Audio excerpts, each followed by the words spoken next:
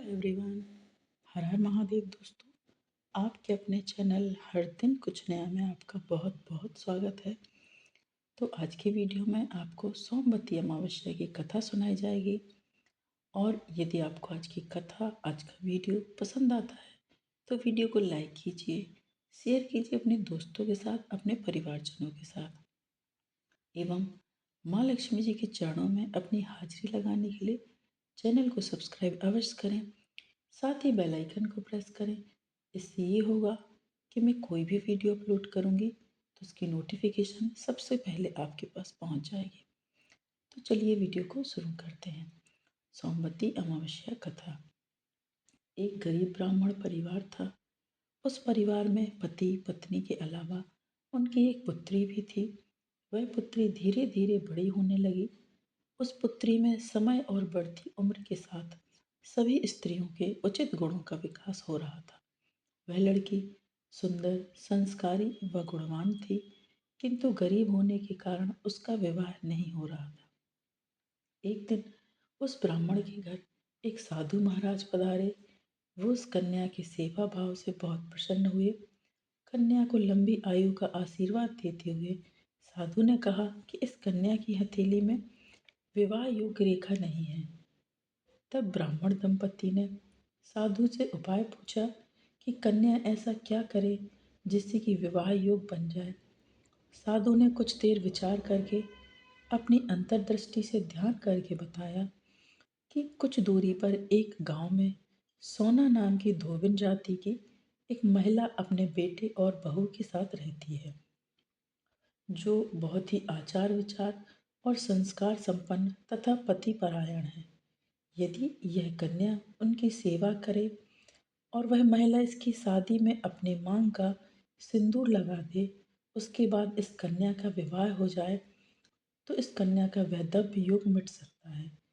साधु ने यह भी बताया कि यह महिला कहीं आती जाती नहीं है। यह बात सुनकर ब्राह्मणी ने अपनी बेटी से धोबिन की सेवा करने की बात कही। अगले दिन से ही कन्या प्रातः काल उठकर सोना धोबिन के घर जाकर साफ सफाई और अन्य सारे काम करके अपने घर वापस आ जाती। ऐसा उस कन्या ने कई दिनों तक किया।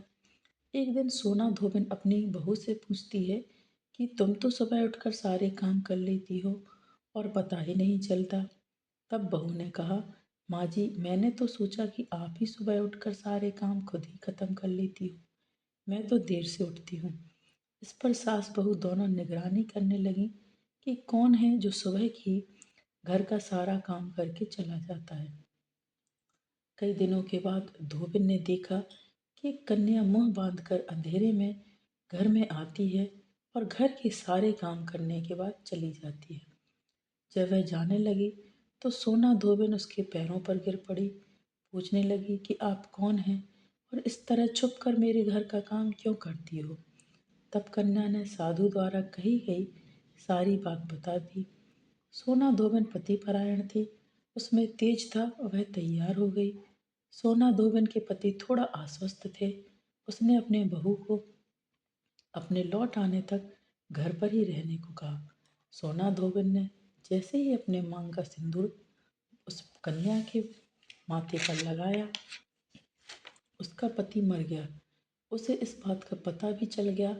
वह घर से ही निराजल ही चली थी, यह सोचकर कि रास्ते में कहीं पीपल का वृक्ष मिलेगा तो उसकी भवरी देकर, यानी कि परिक्रमा देकर ही जल ग्रहण करूंगी। उस दिन सोमवती अमावस्या थी। ब्राह्मण के घर मिले पुए पकवान की जगह उसने ईंट के टुकड़ों से 108 बार परिक्रमा देकर 108 बार पीपल की परिक्रमा की और उसके बाद जल ग्रहण किया। ऐसा करते ही उसके पति के मुर्दा शरीर में वापस जान आ गई। धोबिन का पति वापस जीवित हो उठा।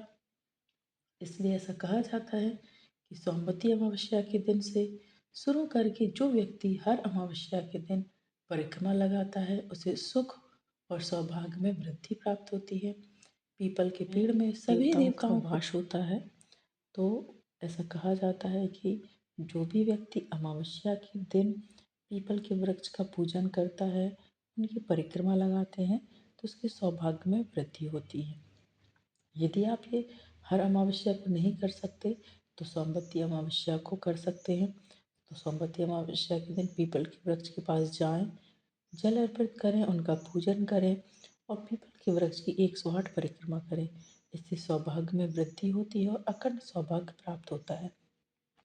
तो जिन बेटियों की शादी के बाद ये पहली सोमवती अमावस्या पड़ रही है, तो उन्हें विशेष रूप से गौरी माता गौरी का, गणेश जी का और सोना धोबिन का पूजन करना चाहिए और पीपल के वृक्ष का पूजन करना चाहिए।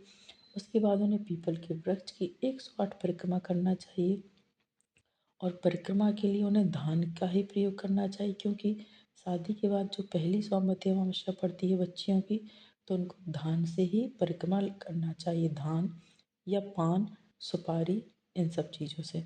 और यदि आपकी परिक्रमा पहली बार की हो चुकी है, दूसरी तीसरी है, तो फिर आप किसी भी चीज़ से परिक्रमा कर सकते हैं। इस दिन तुलसी माता का पूजन करना चाहिए, तुलसी माता को सुहाग की सामग्री अर्पित करना चाहिए और तुलसी माता से अपने अखंड सौभाग्य की प्रार्थना करनी चाहिए। तो ये सोमवती अमावस्या से संबंधित संपूर्ण जानकारी मैंने आपको वीडियो में दी हुई है। यदि आपको आज का वीडियो, आज की कथा पसंद आई है दोस्तों, तो वीडियो को लाइक कीजिए, शेयर कीजिए अपने दोस्तों के साथ, अपने परिवारजनों के साथ, ताकि उन तक भी ये वीडियो पहुँचे और वो भी इसका लाभ उठा सकें।